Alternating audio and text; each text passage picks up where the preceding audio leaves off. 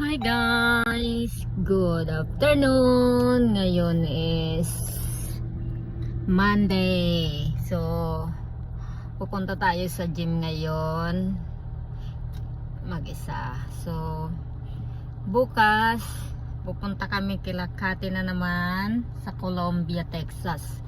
So, isang oras na naman papunta doon kasi nag-invite na naman siya, may magluluto daw ng pagkain, tapos magsiswimming. Siguro mga 5 kami bukas or 6. So ang gagawin namin bukas, alas 3 pa naman yon, pupunta kami sa sa Filipino store para magbili ng yung gusto nilang doon, yung gusto nilang lagi kong dinadala doon. So magdadala tayo doon para masaya naman sila.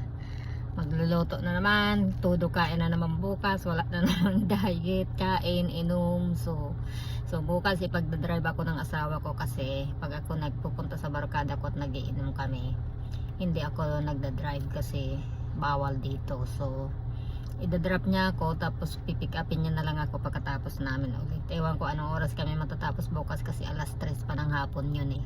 So yan na lang, pupunta tayo ng gym ngayon, di ba? Bye bye guys, have a nice day.